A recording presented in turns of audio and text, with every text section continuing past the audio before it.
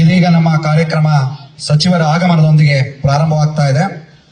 ಇದೀಗ ಮಾನ್ಯ ಸಚಿವರನ್ನು ಹಾಗೂ ವೇದಿಕೆಯಲ್ಲಿರುವ ಎಲ್ಲಾ ಗಣ್ಯರನ್ನು ರಾಷ್ಟ್ರಪಿತ ಮಹಾತ್ಮ ಗಾಂಧೀಜಿಯವರ ಮತ್ತು ಸಂವಿಧಾನ ಶಿಲ್ಪಿ ಡಾಕ್ಟರ್ BR ಅಂಬೇಡ್ಕರ್ ಅವರ ಭಾವಚಿತ್ರಗಳಿಗೆ ಪುಷ್ಪಾರ್ಚನೆಯನ್ನು ನೆರವೇರಿಸಿಕೊಡಬೇಕೆಂದು ಕೋರುತ್ತೇವೆ.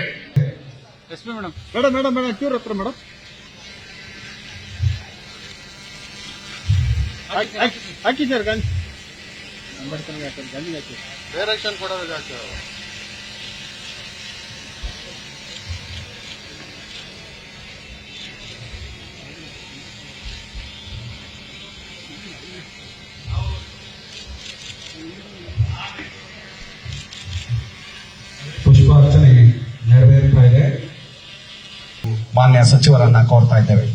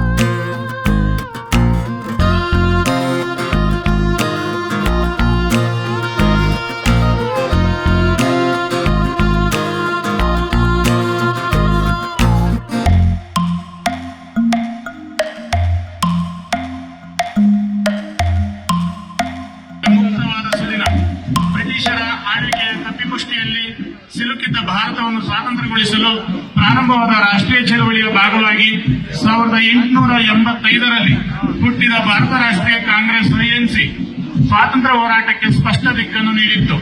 ಎಸ್.ಎನ್. ಬ್ಯಾನರ್ಜಿ, ಎಂ.ಜಿ. ರಾನಡೆ, ದಾದಾಬಾಯಿ ನವರೋಜಿ ಅವರಂತಹ ಮಂದಗಾಮಿ ನಾಯಕರ ಸೌಮ್ಯ ಹೋರಾಟ ನಂತರದ ದಿನಗಳಲ್ಲಿ ಇದೇ ಭಾರತೀಯ ರಾಷ್ಟ್ರೀಯ ಕಾಂಗ್ರೆಸ್ನ ತೀವ್ರಗಾಮಿ ನಾಯಕರಾದ ಲಾಲ್ ಬಾಲ್ ಪಾಲ್ ಅಂದರೆ ಲಾಲಾ ಲಜಪತ್ ರಾಯ್, ಬಾಲ ಗಂಗಾಧರ ತಿಲಕ್ ಹಾಗೂ ಬಿಪಿನ್ ಚಂದ್ರಪಾಲ್ ಅವರಿಂದ ಹೋರಾಟ ಉಗ್ರ ಸ್ವರೂಪವನ್ನೇ ತಾಳಿತ್ತು. ಬ್ರಿಟಿಷರಿಗೆ ಭಯ ನಡುಕ ಹುಟ್ಟಿಸಿದ್ದ ಭಾರತ ರಾಷ್ಟ್ರೀಯ ಕಾಂಗ್ರೆಸ್ನ ಇನ್ನೊಂದು ಗುಂಪು ಭಗತ್ ಸಿಂಗ್, ಚಂದ್ರಶೇಖರ್ ಆಜಾದ್, ವಿ.ಡಿ. ಸಾವರ್ಕರ್, ಖುದಿರಾಮ್ ಬೋಸ್, ಮೇಡಂ ಕಾಮಾ, ಅರವಿಂದೋ ಘೋಷ್ ರವರ ನಾಯಕತ್ವದಲ್ಲಿದ್ದ ಕ್ರಾಂತಿಕಾರಿಗಳ ಗುಂಪು. 1920ರ ನಂತರ ಮಹಾತ್ಮ ಗಾಂಧಿ, ಜವಾಹರ್ಲಾಲ್ ನೆಹರು, ಸುಭಾಷ್ ಚಂದ್ರ ಬೋಸ್, ಸರ್ದಾರ್ ವಲ್ಲಭಭಾಯಿ ಪಟೇಲ್, ಲಾಲ್ ಬಹದ್ದೂರ್ ಶಾಸ್ತ್ರಿ, ಡಾಕ್ಟರ್ ಬಿ.ಆರ್. ಅಂಬೇಡ್ಕರ್ ರಂತಹ ನಾಯಕರ ಆಗಮನದಿಂದ ಭಾರತ ಸ್ವಾತಂತ್ರ್ಯ ಚಳವಳಿ ಹೊಸ ಹುರುಪನ್ನು ಪಡೆದು ಅಸಹಕಾರ ಚಳವಳಿ, ಸೈಮನ್ ಗೋಬ್ಯಾಕ್ ಚಳವಳಿ, ಕಾನೂನುಭಂಗ ಚಳವಳಿ ಹಾಗೂ ಕೊನೆಯದಾಗಿ ಅತ್ಯಂತ ನಿರ್ಣಾಯಕ ಹೋರಾಟವಾದ ಚಲೆ ಜಾವ್, ಕ್ವಿಟ್ ಇಂಡಿಯಾ, ಭಾರತ ಬಿಟ್ಟು ತೊಲಗಿ, ಮಾಡು ಇಲ್ಲವೇ ಮಡಿ ಎಂಬ ಧ್ಯೇಯವಾಕ್ಯಗಳೊಂದಿಗೆ ನಡೆದ ಹೋರಾಟ ಭಾರತಕ್ಕೆ ಇದೇ ಆಗಸ್ಟ್ 15, 1947ರಂದು ಸ್ವಾತಂತ್ರ್ಯ ಎಂಬ ಫಲಶ್ರುತಿಯೊಂದಿಗೆ ಅಂತ್ಯಗೊಂಡಿತು.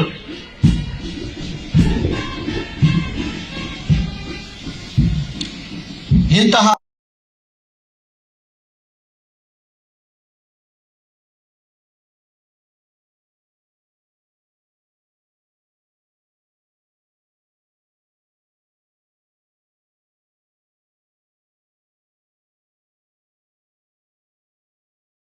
ಈ ದಿನಕ್ಕೆ ಆಕರ್ಷಕ ಪಥಸಂಚಲನಕ್ಕಾಗಿ ಮತ್ತು ರಾಷ್ಟ್ರಧ್ವಜಕ್ಕೆ ಗೌರವ ರಕ್ಷಣೆ ನೀಡಲು ಸಜ್ಜಾಗಿರುವ 38 ಪರೇಡ್ ತಂಡಗಳ ಪರಿವೀಕ್ಷಣೆ ನಡೆಸಿದ ಮಾನ್ಯ ಸಚಿವರಿಗೆ ಧನ್ಯವಾದಗಳು.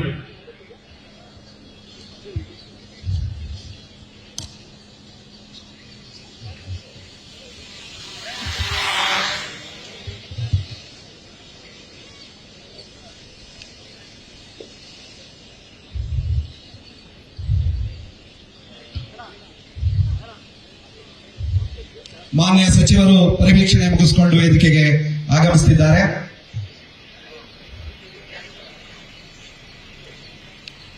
ಮುಂದಿನ ಕಾರ್ಯಕ್ರಮ ಸಚಿವರಿಂದ ಧ್ವಜ ಸಂದೇಶ. ವೇದಿಕೆಯ ಮೇಲಿರ್ತಕ್ಕಂಥ ಇವತ್ತಿನ ಸಮಾರಂಭದ ಅಧ್ಯಕ್ಷತೆಯನ್ನ ವಹಿಸಿರ್ತಕ್ಕಂಥ ಇಲ್ಲಿಯ ಶಾಸಕರಾದ ಸ್ವರೂಪ್ ಪ್ರಕಾಶ್ ರವರೇ, ಹಾಸನ ಜಿಲ್ಲೆಯ ಲೋಕಸಭಾ ಸದಸ್ಯರಾದ ಶ್ರೇಯಸ್ ಪಟೇಲ್ ರವರೇ, ವೇದಿಕೆಯ ಮೇಲಿರುವ ಎಲ್ಲ ಜನಪ್ರತಿನಿಧಿಗಳೇ, ಸ್ವತಂತ್ರ ಹೋರಾಟಗಾರರೇ, ಅಧಿಕಾರಿಗಳೇ, ಮಾಧ್ಯಮ ಮಿತ್ರರೇ, ವಿದ್ಯಾರ್ಥಿನಿಯರೇ, ಸಮಸ್ತ ನಾಗರಿಕ ಬಂಧುಗಳೇ, ಸರ್ವರಿಗೂ 80ನೇ ವರ್ಷದ ಸ್ವತಂತ್ರೋತ್ಸವದ ಆರ್ಥಿಕ ಶುಭಾಶಯಗಳನ್ನ ಈ ಸಂದರ್ಭದಲ್ಲಿ ನಾನು ಬಯಸ್ತಾ ಇದ್ದೇನೆ. ನಮಗೆ ತಿಳಿದಿರುವಂತೆ 2 ಶತಮಾನಗಳಿಗೂ ಅಧಿಕ ಕಾಲ ಬ್ರಿಟಿಷ್ನವರು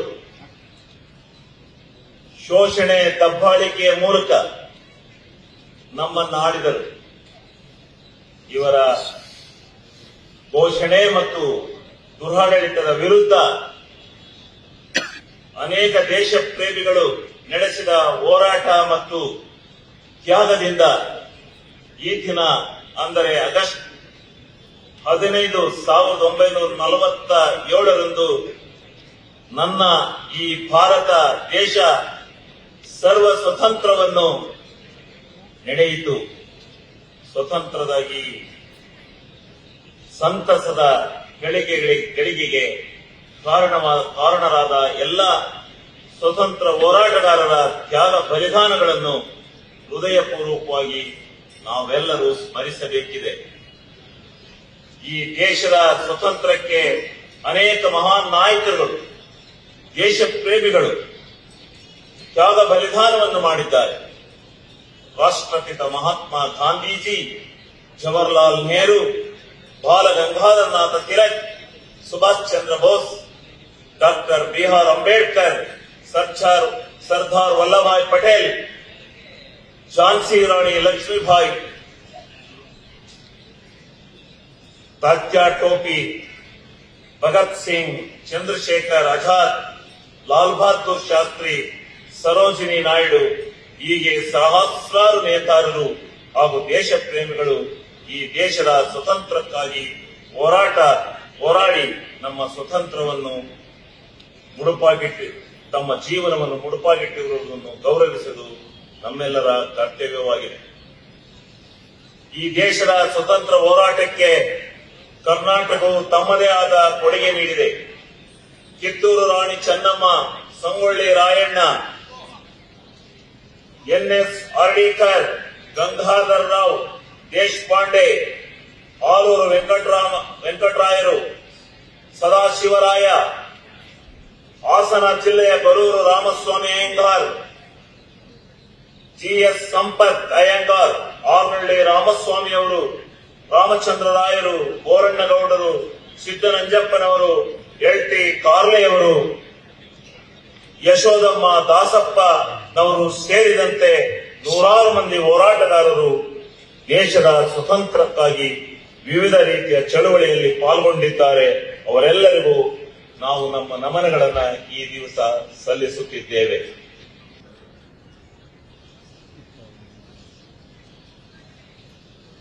ದೇಶದ ಸ್ವತಂತ್ರ ಚಳವಳಿಗೆ ಹಾಸನ ಜಿಲ್ಲೆಯ ಕೊಡುಗೆ ಅಪಾರವಾದದ್ದು.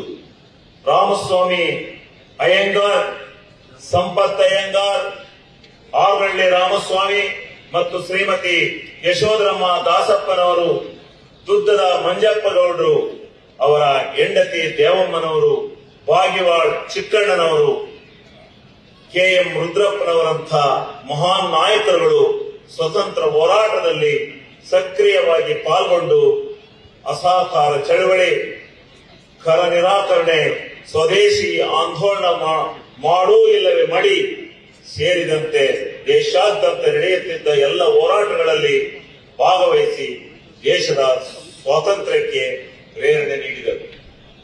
ಬಂಧುಗಳೇ, ಬ್ರಿಟಿಷರ ದಬ್ಬಾಳಿಕೆ ಮತ್ತು ಶೋಷಣೆಯಿಂದ ಆರ್ಥಿಕ ಸಾಮಾಜಿಕ ಕ್ಷೇತ್ರಗಳಲ್ಲಿ ದಿವಾಳಿಯಾಗಿದ್ದ ಭಾರತವನ್ನು ಜವಾಹರ್ಲಾಲ್ ನೆಹರು ರವರಿಂದ ಹಿಡಿದು ಇಲ್ಲಿಯವರೆಗೆ ಕಳೆದ 7 ದಶಕಗಳಲ್ಲಿ ಭಾರತವನ್ನು ಜಗತ್ತಿನ ಬಲಾಢ್ಯ ರಾಷ್ಟ್ರಗಳಲ್ಲೊಂದಾಗಿ ಬೆಳೆದು ನಿಂತಿರುವುದು ನಮ್ಮೆಲ್ಲರಿಗೂ ಹೆಮ್ಮೆಯ ಸಂಗತಿಯಾಗಿದೆ.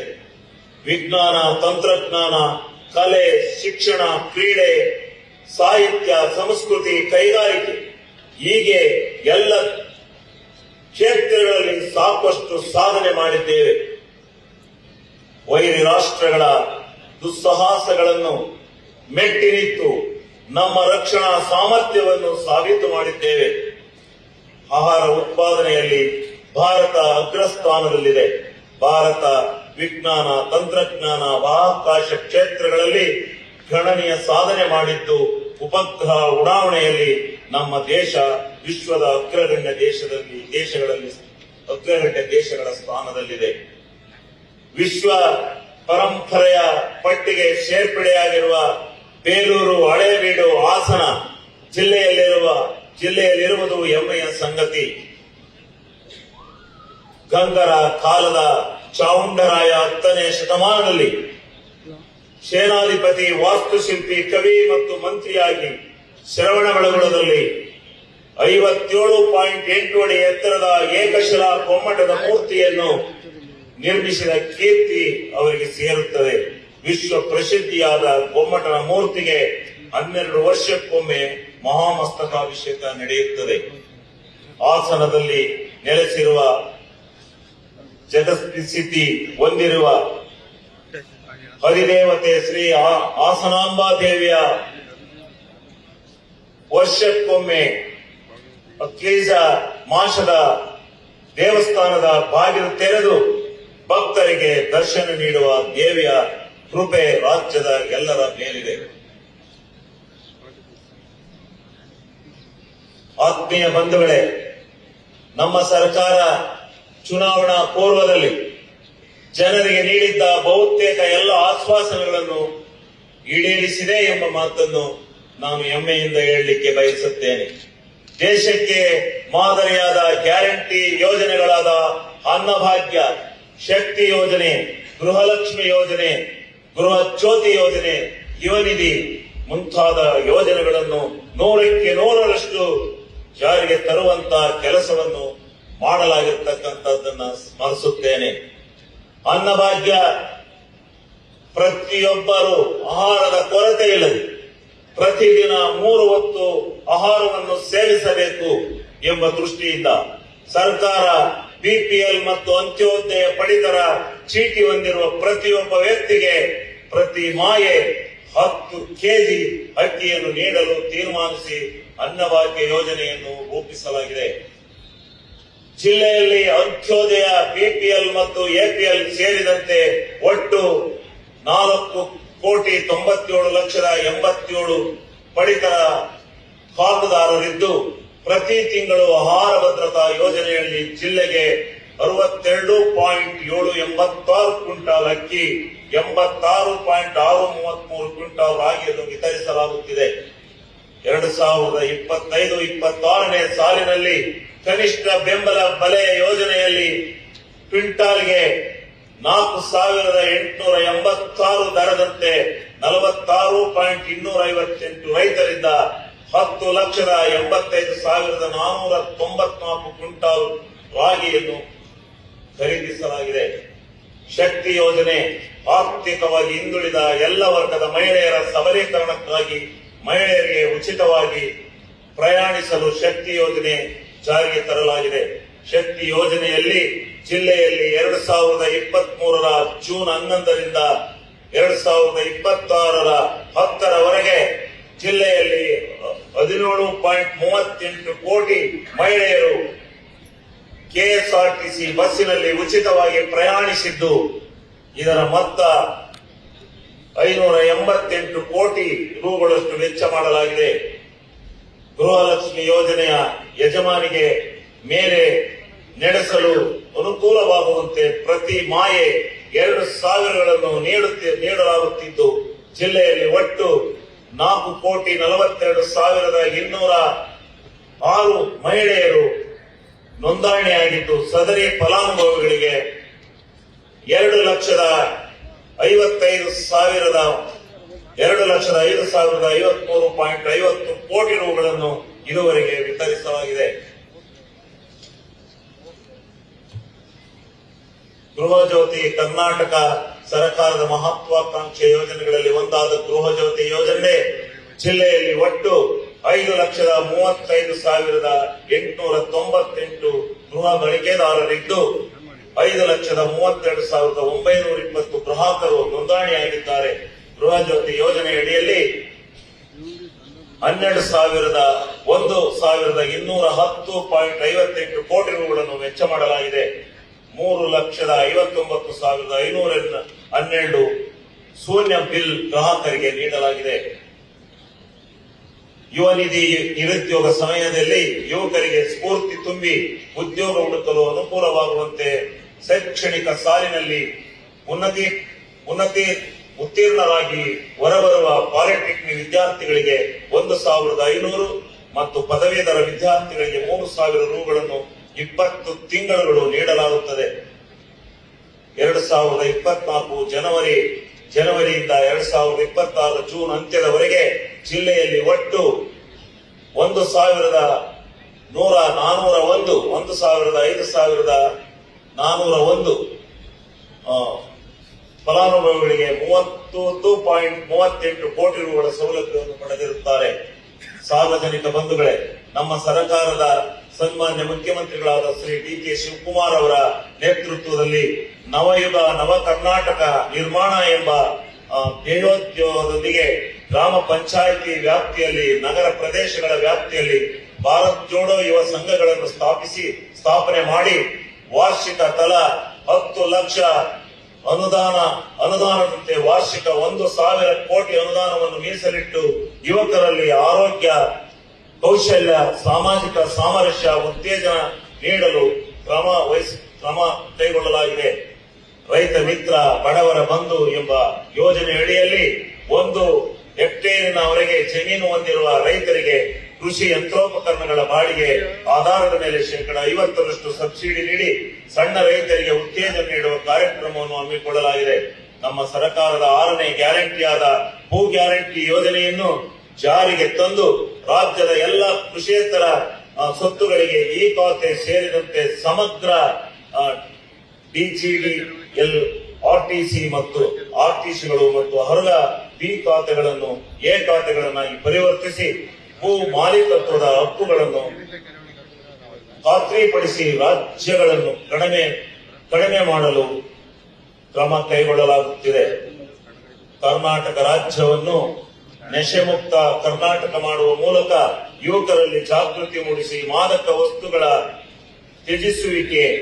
ತಿಳಿಸುವಿಕೆ ಬೆಂಬಲ ಮತ್ತು ಸಬಲೀಕರಣ ಉಪಕ್ರಮಗಳ ಮೂಲಕ ನಶೆ ಪದಾರ್ಥಗಳ ಸ್ವಾಯತ್ತ ಮುಕ್ತ ರಾಜ್ಯವಾಗಿ ಮಾಡುವುದು ನಮ್ಮ ಸರ್ಕಾರದ ಆದ್ಯತೆಯಾಗಿದೆ. ಪ್ರಜಾ ಸೇವೆ ಇಲಾಖೆಯನ್ನು ಸ್ಥಾಪಿಸಿ ಸಾರ್ವಜನಿಕ ಕುಂದುಕೊರತೆಗಳನ್ನು ಆಲಿಸಲು ಪ್ರತ್ಯೇಕ ಇಲಾಖೆಯನ್ನು ಸ್ಥಾಪಿಸಿ ಆಧುನಿಕ ತಂತ್ರಜ್ಞಾನದ ಮೂಲಕ ತ್ವರಿತ ಸ್ಪಂದನೆಗೆ ಕ್ರಮ ಕೈಗೊಂಡು ಜನಸೇವೆಯೊಂದಿಗೆ ಜನಾರ್ದನ ಸೇವೆ ಎಂಬ ಆಶಯದೊಂದಿಗೆ ಪ್ರಜೆಗಳ ಬಳಿಗೆ ಸರ್ಕಾರವನ್ನು ಕರೆದೊಯ್ಯುವ ಉದ್ದೇಶವಾಗಿದೆ. ನಮ್ಮದು ನುಡಿದಂತೆ ನಡೆದ ಸರ್ಕಾರ ಸಾಮಾಜಿಕ ನ್ಯಾಯ, ಸಮಾಜದ ನಿರ್ಮಾಣ ನಮ್ಮ ಆದ್ಯತೆ ಮತ್ತು ಬದ್ಧತೆ. ಎಲ್ಲ ನೆರವಿನಿಂದ ರಾಜ್ಯವನ್ನು ವರ್ಗೀಕರಣ ಅಭಿವೃದ್ಧಿಯತ್ತ ಕೊಂಡೊಯ್ಯುತ್ತೇವೆ ಎಂದು ದುಡಿಯುವ ಕೈಗಳನ್ನು ಬಲಪಡಿಸುತ್ತೇವೆ. ಸಾರ್ವಜನಿಕ ಬಂಧುಗಳೇ, ಈ ಬಾರಿ ನಮ್ಮ ರಾಜ್ಯದಲ್ಲಿ ಮುಖ್ಯವಾಗಿ ನಮ್ಮ ಜಿಲ್ಲೆಯಲ್ಲಿ ವಾಡಿಕೆ ಮಳೆಗಿಂತ ಕಡಿಮೆ ಮಳೆಯಾಗಿದ್ದು, ಮಳೆಯ ಕೊರತೆಯಿಂದ ಕೃಷಿ ಚಟುವಟಿಕೆಗಳಿಗೆ ಹಿನ್ನಡೆಯಾಗಿದ್ದು, ಬರ ಸ್ಥಿತಿ ಉಂಟಾಗಿದ್ದು, ಈ ಸಂಬಂಧ ನಾವು ಖುದ್ದಾಗಿ ಜಿಲ್ಲಾಧಿಕಾರಿಗಳು ಹಾಗೂ ಸಂಬಂಧಪಟ್ಟ ಎಲ್ಲ ಮಟ್ಟದ ಅಧಿಕಾರಿಗಳೊಂದಿಗೆ ಭೇಟಿ ನೀಡಿ ಬರ ಕುಡಿಯುವ ನೀರಿನ ಪರಿಸ್ಥಿತಿಯ ಬಗ್ಗೆ ಜಿಲ್ಲಾ ಎಲ್ಲ ತಾಲೂಕುಗಳಿಗೆ ವೀಕ್ಷಣೆ ಮಾಡಲಾಗಿದ್ದು, ಅಧಿಕಾರಿಗಳಿಂದ ಮಾಹಿತಿ ಪಡೆದು ಸರ್ಕಾರದ ಮಟ್ಟದಲ್ಲಿ ಈ ಬಗ್ಗೆ ಸೂಕ್ತ ಕ್ರಮ ಕೈಗೊಳ್ಳಲಾಗುವುದು. ಮಳೆ ಹಾನಿ ಜಿಲ್ಲೆಯಲ್ಲಿ ಈ ಸಾಲಿನಲ್ಲಿ ವಾಡಿಕೆಗಿಂತ 30% ಮಳೆ ಕೊರತೆಯಾಗಿದ್ದು, ಜಿಲ್ಲೆಯ ಅರಕಲಗೂಡು ತಾಲೂಕಿನಲ್ಲಿ 62%, ಹೊಳೆನರಸೀಪುರದಲ್ಲಿ 60%, ಹಾಸನದಲ್ಲಿ 51, ಅರಸೀಕೆರೆಯಲ್ಲಿ 44, ಬೇಲೂರಿನಲ್ಲಿ 33, ಆಲೂರಿನಲ್ಲಿ 32, ಚನ್ನರಾಯಪಟ್ಟಣದಲ್ಲಿ 26ರಷ್ಟು ಮಳೆಯ ತೀವ್ರತೆ ಉಂಟಾಗಿರುತ್ತದೆ. ಜಿಲ್ಲೆಯಲ್ಲಿ ಎನ್ಡಿಆರ್ಎಫ್ ಮಾರ್ಗಸೂಚಿಗಳಂತೆ ಜೀವ ಹಾನಿಗೆ 5 ಲಕ್ಷ ಜಾನುವಾರುಗಳಿಗೆ 37,000 ಹಾಗೂ ಪೂರ್ಣ ಮನೆ ಹಾನಿಗೆ 1,20,000, ಭಾಗಶಃ ಮನೆ ಹಾನಿಗೆ 6.5 ಕೋಟಿ, ಇವು 6,500, ಕೊಟ್ಟಿಗೆಗೆ 3,000 ರುಗಳಂತೆ ಪರಿಹಾರವನ್ನು ಪಾವತಿ ಮಾಡಲಾಗಿರುತ್ತದೆ. ಕೃಷಿ ಇಲಾಖೆ ನಮ್ಮ ಜಿಲ್ಲೆಯಲ್ಲಿ ವಾಡಿಕೆಗಿಂತ ಕಡಿಮೆ ಮಳೆಯಾಗಿದ್ದು, ಮಳೆಯ ಕೊರತೆಯಿಂದ ಕೃಷಿ ಚಟುವಟಿಕೆಗಳಿಗೆ ಹಿನ್ನಡೆಯಾಗಿದ್ದು, ಜಿಲ್ಲೆಯಲ್ಲಿ ಈ ವರ್ಷ ಮುಂಗಾರು ಹಂಗಾಮಿನಲ್ಲಿ 2,86,186 ಹೆಕ್ಟೇರ್ ಪ್ರದೇಶದಲ್ಲಿ ಕೃಷಿ ಬೆಳೆಗಳಿಗೆ ಗುರಿಗೆ ಇದುವರೆಗೆ 93,4.4 ಹೆಕ್ಟೇರ್ ಪ್ರದೇಶದಲ್ಲಿ ಬಿತ್ತನೆಯಾಗಿದ್ದು, ಒಟ್ಟಾರೆ 32.5% ಬಿತ್ತನೆಯಾಗಿರುತ್ತದೆ. ಆಲೂರು ತಾಲೂಕಿನಲ್ಲಿ ಮುಸುಕಿನ ಜೋಳ 12,450 ಹೆಕ್ಟೇರ್ ಬಿತ್ತನೆ, 488 ಹೆಕ್ಟೇರ್. ಅರಕಲಗೂಡಿನಲ್ಲಿ ಮುಸುಕಿನ ಜೋಳ 15.506 ಹೆಕ್ಟೇರ್, ಅಲಸಂದೆ 280 ಹೆಕ್ಟೇರ್, ತಾಂಬಾಕು 5.440 ಹೆಕ್ಟೇರ್. ಅರಸೀಕೆರೆ ತಾಲೂಕಿನಲ್ಲಿ ಮುಸುಕಿನ ಜೋಳ 1,210 ಹೆಕ್ಟೇರ್, ಅಲಸಂದೆ 1,010 ಹೆಕ್ಟೇರ್. ಬೇಲೂರು ತಾಲೂಕಿನಲ್ಲಿ ಮುಸುಕಿನ ಜೋಳ 10,340 ಹೆಕ್ಟೇರ್. ಚನ್ನರಾಯಪಟ್ಟಣ ತಾಲೂಕಿನಲ್ಲಿ ಮುಸುಕಿನ ಜೋಳ 2,710 ಹೆಕ್ಟೇರ್. ರಾಗಿ 3,352 ಹೆಕ್ಟೇರ್, ಅಲಸಂದೆ 15 ಹೆಕ್ಟೇರ್. ಹಾಸನ ಜಿಲ್ಲೆಯಲ್ಲಿ ಮುಸ್ಕಿನ ಜೋಳ 27,370 ಹೆಕ್ಟೇರ್. ಅಲಸಂದೆ 277 ಹೆಕ್ಟೇರ್. ಹೊಳೆನರಸೀಪುರ ತಾಲೂಕಿನಲ್ಲಿ ಮುಸ್ಕಿನ ಜೋಳ 6,250 ಹೆಕ್ಟೇರ್. ಅಲಸಂದೆ 1,640 ಹೆಕ್ಟೇರ್. ತಂಬಾಕು 2,195 ಹೆಕ್ಟೇರ್. ರಾಗಿ 460 ಹೆಕ್ಟೇರ್ ಹಾಗೂ ಸಕಲೇಶಪುರದಲ್ಲಿ ತಾಲೂಕಿನಲ್ಲಿ ಭತ್ತ 2,800 ಹೆಕ್ಟೇರ್ ಪ್ರದೇಶದಲ್ಲಿ ಬಿತ್ತನೆಯಾಗಿರುತ್ತದೆ ಎಂಬ ವಿಷಯವನ್ನು ಈ ಸಂದರ್ಭದಲ್ಲಿ ತಿಳಿಸಲಿಕ್ಕೆ ಬಯಸುತ್ತೇನೆ. ಇಡೀ ಜಿಲ್ಲೆಯಲ್ಲಿ ಮಳೆಯ ಕೊರತೆಯಾಗಿರುವ ಹಿನ್ನೆಲೆಯಲ್ಲಿ ಪರ್ಯಾಯ ಬೆಳೆಯಾಗಿ ರಾಗಿ ಬೆಳೆಯನ್ನು ಬೆಳೆಯುವಂತೆ ಜಿಲ್ಲೆಯ ರೈತರಿಗೆ ಮನವಿ ಮಾಡಲಾಗಿದೆ. ಜೊತೆಗೆ ಕರ್ನಾಟಕ ರೈತ ಸುರಕ್ಷತಾ ಪ್ರಧಾನಮಂತ್ರಿ ಫಸಲ್ ಬಿಮಾ ಯೋಜನೆ ಅಡಿ ರೈತರು ಅತಿ ಹೆಚ್ಚು ಸಂಖ್ಯೆಯಲ್ಲಿ ಬೆಳೆ ವಿಮೆ ನೋಂದಾಯಿಸಿಕೊಳ್ಳಲು ರೈತರಿಗೆ ಮನವರಿಕೆ ಮಾಡಿಕೊಳ್ಳಲು ಅಧಿಕಾರಿಗಳಿಗೆ ಸೂಚಿಸಲಾಗಿದೆ. 2026-27ನೇ ಸಾಲಿನಲ್ಲಿ ದಾಖಲೆಯ ಮಟ್ಟದಲ್ಲಿ ಬೆಳೆ ವಿಮೆಗೆ ರೈತರು ನೋಂದಾಯಿಸಿಕೊಂಡಿದ್ದು ಇದುವರೆಗೆ 1,88,661 ಅರ್ಜಿಗಳು ಸ್ವೀಕೃತಗೊಂಡಿರುತ್ತವೆ. ಅರಸೀಕೆರೆ ತಾಲೂಕಿನಲ್ಲಿ 64,861, ಹಾಸನ ತಾಲೂಕಿನಲ್ಲಿ 48,941, ಚನ್ನರಾಯಪಟ್ಟಣ ತಾಲೂಕಿನಲ್ಲಿ 36,588, ಹೊಳೆನರಸೀಪುರ ತಾಲೂಕಿನಲ್ಲಿ 12,147, ಬೇಲೂರು ತಾಲೂಕಿನಲ್ಲಿ 9,589, ಅರಕಲಗೂಡು ತಾಲೂಕಿನಲ್ಲಿ 8,701 ಸ್ವೀಕೃತಗೊಂಡಿರುತ್ತವೆ.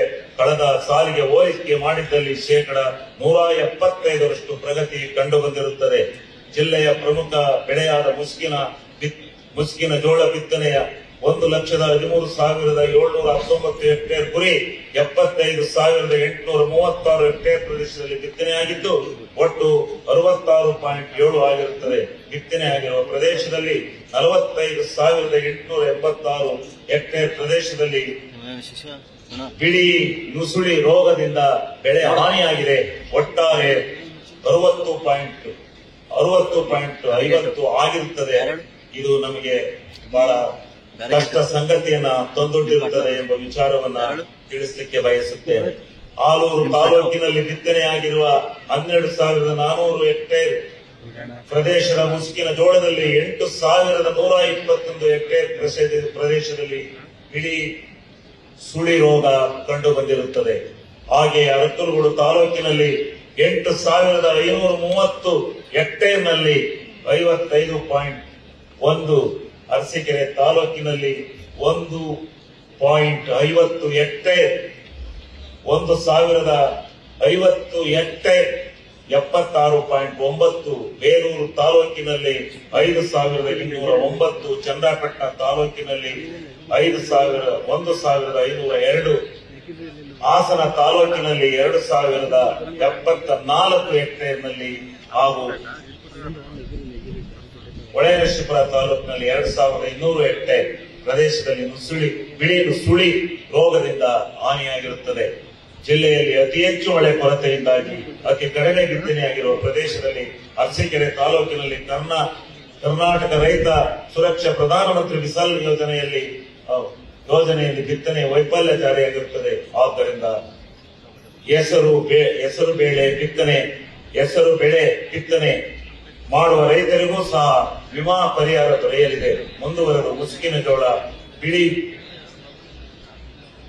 ಜೋಳ ಬೆಳೆ ಬಿಳಿ ಸುಳಿ ರೋಗದಿಂದ ಹಾನಿಯಾಗಿರುವ ಹಿನ್ನೆಲೆಯಲ್ಲಿ ಜಿಲ್ಲಾದ್ಯಂತ ಫಸಲ್ ಬಿಮಾ ಯೋಜನೆಯಡಿ ಮಧ್ಯಂತರ ಬೆಳೆ ಪರಿಹಾರವನ್ನು ನೀಡುವ ಕಾರ್ಯ ಪ್ರಗತಿಯಲ್ಲಿರುತ್ತದೆ. ಮುಂದಿನ ದಿನಮಾನದಲ್ಲಿ ರಾಗಿ ಹಾಗೂ ನೀರಾವರಿ ಪ್ರದೇಶದ ಬೆಳೆಗಳಿಗೆ ಫಸಲ್ ಬಿಮಾ ಯೋಜನೆಯನ್ನ ಬಿತ್ತನೆಯ ವೈಫಲ್ಯವನ್ನು ಜಾರಿಗೊಳಿಸಿ ಜಿಲ್ಲೆಯ ರೈತರಿಗೆ ಅನುಕೂಲ ಮಾಡಿಕೊಡಲಾಗುವುದು. ಸಣ್ಣ ಮತ್ತು ಅತಿ ಸಣ್ಣ ರೈತರಿಗೆ ರಿಯಾಯಿತಿ ದರದಲ್ಲಿ ಬಿತ್ತನೆ ಬೀಜ ವಿತರಣೆ ಕಾರ್ಯಕ್ರಮ. ರಿಯಾಯಿತಿ ದರದಲ್ಲಿ 97.32% ರೈತರಿಗೆ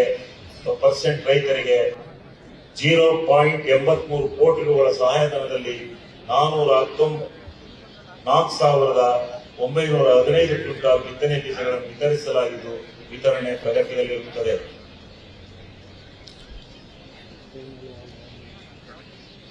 ತೋಟಗಾರಿಕಾ ವತಿಯಿಂದ ವಿಬಿಜಿ ರಾಮ್ಜಿ ಯೋಜನೆಯಡಿ 2026-2027ನೇ ಸಾಲಿನಲ್ಲಿ ವಿವಿಧ ಬಹುವಾರ್ಷಿಕ ವಾಣಿಜ್ಯ ತೋಟಗಾರಿಕಾ ಬೆಳೆಗಳಾದ ತೆಂಗು, ಅಡಿಕೆ, ಕಾಳುಮೆಣಸು, ಗೇರು, ಅಂಗಾಂಶ ಬೆಳೆ, ದಾಳಿಂಬೆ, ಪಪ್ಪಾಯಿ, ಸೀಬೆ ಇತ್ಯಾದಿ ಪ್ರದೇಶಗಳಲ್ಲಿ ವಿಸ್ತರಣೆಗಾಗಿ ಈವರೆಗೆ 54,693 ಮಾನವ ದಿವಸಗಳನ್ನು ಸೃಜಿಸಿ 202.36 ಲಕ್ಷ ಕೂಲಿ ಮೊತ್ತವನ್ನು ಪಾವತಿ ಮಾಡಲಾಗಿರುತ್ತದೆ. ಪಶುಪಾಲನೆ ಮತ್ತು ಪಶುವೈದ್ಯಕ ಸೇವಾ ಇಲಾಖೆಯಲ್ಲಿ 5,61,037 ದೊಡ್ಡ ಪ್ರಾಣಿಗಳು, ಹಸು ಮತ್ತು ಎಮ್ಮೆ ಹಾಗೂ 3,25,766 ಸಣ್ಣ ಪ್ರಾಣಿಗಳು ರಾಜ್ಯದ ಪಶು ಸಂಪತ್ತಿನಲ್ಲಿ 5ನೇ ಸ್ಥಾನದಲ್ಲಿರುತ್ತದೆ. ಈ ರೀತಿ ಇಡೀ ಜಿಲ್ಲೆಯ ಎಲ್ಲ ವ್ಯವಸ್ಥೆಯನ್ನ ಮಾಡಿಕೊಂಡು ಡಾಕ್ಟರ್ ಬಿ.ಆರ್. ಅಂಬೇಡ್ಕರ್ ನಿಗಮದ ವತಿಯಿಂದ ಪರಿಶಿಷ್ಟ ಜಾತಿಯ ನಿರುದ್ಯೋಗಿ ಹಾಗೂ ಯುವತಿಯರಿಗಾಗೂ ಬಡತನದ ರೋಗಿಗಿಂತ ಕೆಳಮಟ್ಟದಲ್ಲಿರುವ ಜನರ ಆರ್ಥಿಕ ಅಭಿವೃದ್ಧಿಗೆ ನಿಗಮವು ಉದ್ಯಮಶೀಲತಾ ಅಭಿವೃದ್ಧಿ ಯೋಜನೆ, ಸ್ವಾವಲಂಬನಾ ಸಾರಥಿ ಯೋಜನೆಯಡಿ, ಸ್ವಯಂ ಉದ್ಯೋಗ ನೇರ ಸಾಲ ಯೋಜನೆಯಡಿ, ಮೈಕ್ರೋ ಕ್ರೆಡಿಟ್ ಪ್ರೇರಣಾ ಯೋಜನೆಯಡಿ, ಗಂಗಾ ಕಲ್ಯಾಣ ಯೋಜನೆಯಡಿ ಸೇರಿದಂತೆ 281 ಫಲಾನುಭವಿಗಳಿಗೆ ಸೌಲಭ್ಯ ಮಂಜೂರು ಮಾಡಲಾಗಿರುತ್ತದೆ.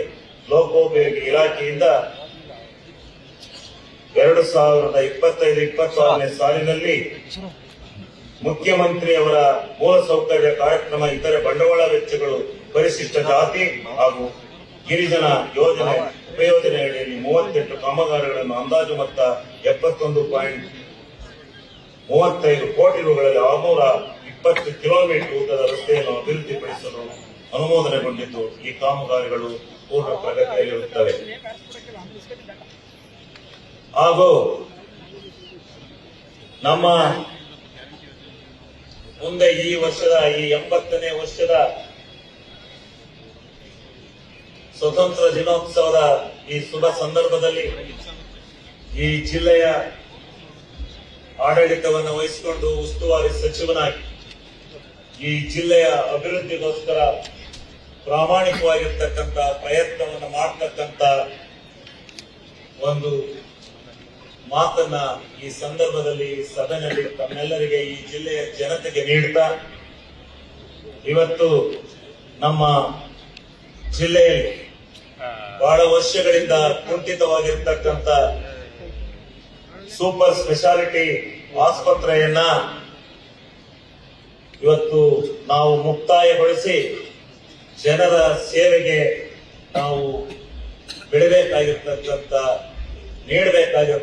ವ್ಯವಸ್ಥೆ ನಮ್ಮ ಕಣ್ಣ ಮುಂದೆ ಇದೆ. ಅದಕ್ಕೆ 110 ಕೋಟಿ ರೂಪಾಯಿನ ವೆಚ್ಚದಲ್ಲಿ ಈ ವರ್ಷ ಸೂಪರ್ ಸ್ಪೆಷಾಲಿಟಿ ಆಸ್ಪತ್ರೆಯನ್ನ ಪೂರ್ಣಗೊಳಿಸಿ ಅದನ್ನ ಕಾರ್ಯಕ್ರಮವನ್ನ ಎಲ್ಲ ರೀತಿಯಿಂದ ದೊರೆಯತಕ್ಕಂಥ ಸೌಲಭ್ಯಗಳನ್ನ ಜನರಿಗೆ ನೀಡಲಿಕ್ಕೆ ಈ ಸಂದರ್ಭದಲ್ಲಿ ನಾನು ತಿಳಿಸಿ ಈ ವ್ಯವಸ್ಥೆಯನ್ನು ಮಾಡಲಿಕ್ಕೆ ಜಿಲ್ಲಾಡಳಿತ, ನಾವು ಮತ್ತು ನಮ್ಮ ರಾಜ್ಯ ಸರ್ಕಾರ ಒಟ್ಟಿಗೆ ಸೇರಿ ಈ ಕಾರ್ಯಕ್ರಮವನ್ನ ಯಶಸ್ವಿಗೊಳಿಸ್ತೀವಿ ಅಂತಕ್ಕಂಥ ಭರವಸೆಯನ್ನ ಈ ಸಂದರ್ಭದಲ್ಲಿ ನಾನು ನೀಡಲಿಕ್ಕೆ ಬಯಸ್ತೇನೆ. ಹಾಸನ ಜಿಲ್ಲೆಯು ಸುರಕ್ಷಿತ ಜಿಲ್ಲೆಯಾಗಿದ್ದು, ಇಲ್ಲಿ ಐಐಟಿ ಸ್ಥಾಪನೆ ಆಗಬೇಕು ಅಂತ ಹೇಳಿ 1057.24 ಗುಂಟೆ ಭೂಮಿಯನ್ನ ಭೂಸ್ವಾಧೀನವನ್ನ ಹಿಂದಿನ ಆಡಳಿತ ಮಾಡಿಕೊಂಡು ಈ ಒಂದು ಕನಸು ನನಸಾಗಿಯೇ ಉಳಿದಿದೆ. ಇದು ನಾನು ಯಾರ ಮೇಲೆ ದ್ವೇಷದ ಇಚ್ಛಾಶಕ್ತಿಯನ್ನು ವ್ಯಕ್ತಪಡಿಸೋದಿಲ್ಲ. ಈ ಒಂದು ನಮ್ಮ ಲೋಕಸಭಾ ಸದಸ್ಯರು ಇಲ್ಲಿದ್ದಾರೆ. ಇದು ಕೇಂದ್ರ ಸರ್ಕಾರದಿಂದ ಆಗಬೇಕಾಗಿರ್ತಕ್ಕಂಥ ಯೋಜನೆ.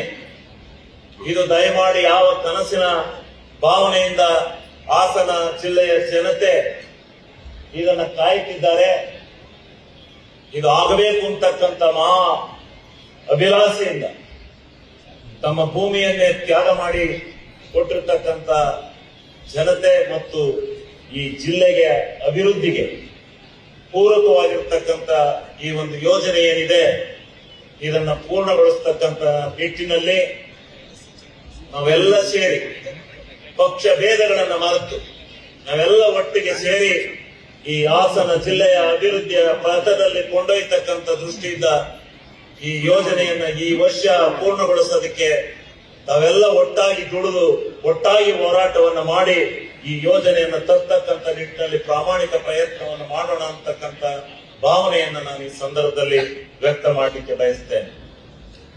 ಹಾಸನ ನಗರದಲ್ಲಿ ಜಿಲ್ಲಾಡಳಿತ ಕಚೇರಿ ಒಂದು ಭೂಷಣವನ್ನು ತಂದುಕೊಡ್ತಕ್ಕಂಥ ಕಟ್ಟಡ ಅದು ಬಹಳ ನೆನಗುದಿಗೆ ಬಿದ್ದಿದೆ. ಅದನ್ನ ಈ ವರ್ಷವೇ ಪೂರ್ಣಗೊಳಿಸಿ ಅದನ್ನ ಲೋಕಾರ್ಪಣೆ ಮಾಡತಕ್ಕಂಥ ಕೆಲಸಕ್ಕೆ ನಾವು ಬಹಳ ಶ್ರಮಪಟ್ಟು ಈ ಕೆಲಸವನ್ನ ಮಾಡಿ ನಮ್ಮ ಸರ್ಕಾರದ ವತಿಯಿಂದ ಅದಕ್ಕೆ ದೊರಕಬೇಕಾದಂತ ಅನುದಾನವನ್ನ ತಂದು ಇದನ್ನು ಪೂರ್ಣಗೊಳಿಸ್ತಕ್ಕಂಥ ಪ್ರಾಮಾಣಿಕ ಪ್ರಯತ್ನವನ್ನು ನಾವು ಮಾಡ್ತೇವೆ ಅಂತಕ್ಕಂಥ ಮಾತನ್ನ ಈ ಸಂದರ್ಭದಲ್ಲಿ ಅದು ಸುಮಾರು 20-30 ಕೋಟಿ ಹಣ ಬೇಕು ಅಂತ ಹೇಳಿದ್ದಾರೆ. ಅದೆಷ್ಟೇ ಹಣ ಆಗ್ಲಿ ಅದನ್ನು ಹೋರಾಟ ಮಾಡಿ ತಂದು ಅದನ್ನ ಪೂರ್ಣಗೊಳಿಸ್ತಕ್ಕಂಥ ವ್ಯವಸ್ಥೆಯನ್ನ ಮಾಡ್ತೇವೆ ಅಂತಕ್ಕಂಥ ಭರವಸೆಯನ್ನ ನಾನು ಈ ಸಂದರ್ಭದಲ್ಲಿ ಭರವಸೆ ಅಲ್ಲ ಆಶಯವನ್ನ ಈ ಸಂದರ್ಭದಲ್ಲಿ ನಾನು ನುಡಿಲಿಕ್ಕೆ ಪ್ರಯತ್ನಿಸಿದ್ದೇನೆ. ರಾಜ್ಯ ಸರ್ಕಾರದ ಮಹತ್ವಾಕಾಂಕ್ಷೆ ಯೋಜನೆಯಾದಂತ ಎತ್ತಿನ ಹೊಳೆ ಯೋಜನೆಯೂ ಸೇರಿದಂತೆ ಈ ಜಿಲ್ಲೆಯಲ್ಲಿ ನೆನೆಗುದಿಗೆ ಬಿದ್ದಿರ್ತಕ್ಕಂಥ ಕೆರೆಗೆ ನೀರು ತುಂಬಿಸ್ತಕ್ಕಂಥ ಕುಡಿಯುವ ನೀರಿನ ವ್ಯವಸ್ಥೆ ಇರತಕ್ಕಂಥ ಯೋಜನೆಗಳನ್ನ ಪ್ರಾಮಾಣಿಕವಾಗಿ ಪಕ್ಷ ಭೇದವನ್ನ ಮರೆತು ಎಲ್ಲ ರೀತಿಯಿಂದ ಈ ಜಿಲ್ಲೆಯ ಜನತೆಗೆ ಈ ಯೋಜನೆಗಳನ್ನ ಸಮರ್ಪಣೆ ಮಾಡಲಿಕ್ಕೆ ಪ್ರಾಮಾಣಿಕವಾಗಿರ್ತಕ್ಕಂಥ ಹೋರಾಟವನ್ನ ಮಾಡ್ತೇವೆ ಅಂತಕ್ಕಂಥ ಭರವಸೆಯನ್ನ ಈ ಸಂದರ್ಭದಲ್ಲಿ ನಾನು ತಿಳಿಸಲಿಕ್ಕೆ ಬಯಸ್ತೇನೆ. ಮತ್ತು ರಣಘಟ್ಟ ಕೆರೆ ತುಂಬಿಸುವ ಯೋಜನೆ, ಕಾಚೇನಹಳ್ಳಿ ಏತ ನೀರಾವರಿ ಯೋಜನೆ ಹಂತ 3 ಮತ್ತು ರಂಗೇನಹಳ್ಳಿ ಏತ ನೀರಾವರಿ ಯೋಜನೆ, ದುದ್ದ ಶಾಂತಿಗ್ರಾಮ ಕೆರೆ ತುಂಬಿಸುವ ಯೋಜನೆ, ಗಿರಿಸೇವೆ ಹೋಬಳಿಯಲ್ಲಿ ಕೆರೆ ತುಂಬಿಸುವ ಯೋಜನೆ ಪ್ರಗತಿಯಲ್ಲಿದ್ದು ಇವನ್ನ ಪೂರ್ಣಗೊಳಿಸತಕ್ಕದಕ್ಕೆ ಪ್ರಾಮಾಣಿಕವಾದಂತಹ ಪ್ರಯತ್ನವನ್ನ ಮಾಡ್ತೇನೆ ಅಂತಕ್ಕಂಥ ಮಾತನ್ನ ನಾನು ಈ ಸಂದರ್ಭದಲ್ಲಿ ಹೇಳಲಿಕ್ಕೆ ಬಯಸ್ತೇನೆ. ಇವತ್ತು ಸನ್ಮಾನ್ಯ ಡಿ.ಕೆ. ಶಿವಕುಮಾರ್ ಅವರ ನೇತೃತ್ವದಲ್ಲಿ ಸರ್ಕಾರವು ಕರ್ನಾಟಕದಲ್ಲಿ ಸರ್ವತೋಮುಖವಾದಂತಹ ಅಭಿವೃದ್ಧಿಗೆ ದೃಢ ಸಂಕಲ್ಪ ಮಾಡಿದೆ. ನಮ್ಮ ಸರ್ಕಾರ ನೀಡಿರುವ ಎಲ್ಲ ಆಶ್ವಾಸನೆಗಳನ್ನು ಈಡೇರಿಸುವ ಮಟ್ಟದಲ್ಲಿ ಕಾರ್ಯೋನ್ಮುಖವಾಗಿದ್ದು ಸರ್ವರು ಸಹಕರಿಸಲು ಕೂಡಿದೆ. ನಮ್ಮ ದೇಶದ ಸರ್ವ ಜನಾಂಗದ ಶಾಂತಿಯ ತೋಟವಾಗಿದ್ದು ನಮ್ಮ ದೇಶ ಸರ್ವ ಜನಾಂಗದ ಶಾಂತಿಯ ತೋಟವಾಗಿದ್ದು ಈಗಾಗಲೇ ಪ್ರಗತಿಯ ಹಾದಿಯಲ್ಲಿದೆ. ಸಮೃದ್ಧ ಭಾರತ ಇನ್ನಷ್ಟು ಬೆಳೆಯಲಿ ಎಂಬುದು ನಮ್ಮೆಲ್ಲರ ಆರೈಕೆ. ಮತ್ತೊಮ್ಮೆ ತಮ್ಮೆಲ್ಲರಿಗೂ ಸ್ವತಂತ್ರ ದಿನಾಚರಣೆಯ ಶುಭಾಶಯಗಳನ್ನು ತಿಳಿಸುತ್ತಾ ತಮ್ಮೆಲ್ಲರಿಗೆ ನನ್ನ ಅನಂತ ಧನ್ಯವಾದಗಳನ್ನು ಅರ್ಪಿಸುತ್ತಾ ಜೈ ಹಿಂದ್, ಜೈ ಕರ್ನಾಟಕ.